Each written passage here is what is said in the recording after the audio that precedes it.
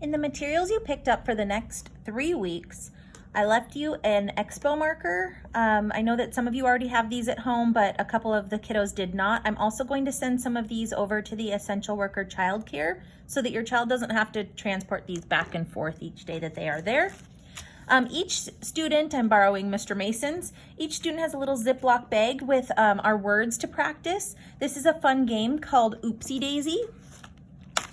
They take their words out, they put them all in a stack, draw a word. If I know the word and I say he, I get to keep it. And then it is a parent, a sibling, someone else's turn. If they know the word, they get to keep it.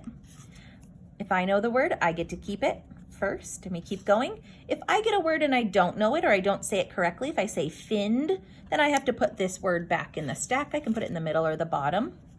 And then it's our other person's turn. And then if you get the card that says Oopsie Daisy,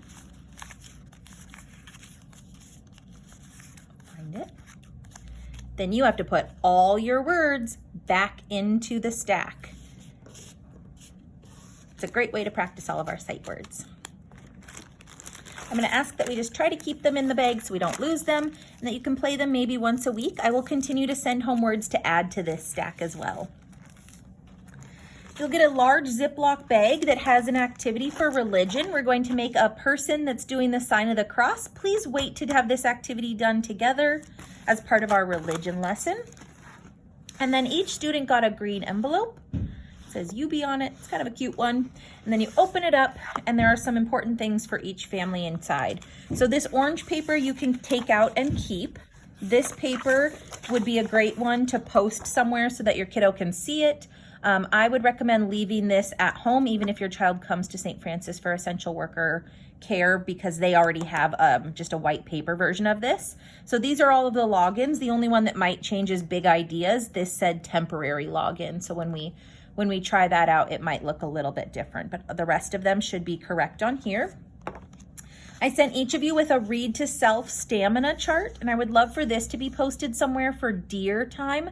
During those 10 minutes, I would love for your child to track how many minutes they were able to read silently and try to make some growth. If they're already reading for 10 minutes silently, maybe you're going to have this change the numbers at the bottom, cross them out and write starting at 5, 10, 15, or 10, not 5, 10, 15, 5, 6, 7, 8, 9, or starting at 10, 10, 11, 12, 13. You can choose whatever is best for your child. The goal is to get to 10 minutes at this point, but if they're ready for more, I don't want to hold them back. I highlighted a schedule for each child. It might kind of help some of you just to see what they should be doing during their group. So if Mason is in group 1, these are what he's doing at each time of the day. If Mason is in group C for his ELA group, that's what he should be doing during that time. This letter is an opt-out letter if you do not want your child to be a part of a lesson coming up called Boundaries You Have Rights. Please read through this letter, and if you want to opt your child out of that lesson, this bottom portion needs to be cut out and returned to the St. Francis office for me to pick up. A couple kiddos have this packet to work on the letter B and D. It's very common in first grade to get those letters switched both when writing and when reading. And so if I already noticed that your child needed some practice, I sent home 2 stacks of practice work. This is to be done on your own. This is not something I will do during Zoom. And some of it is to post, some of it is to practice. And if your child did not receive this and you would like them to get this for more practice, let me know and I can prepare that for them.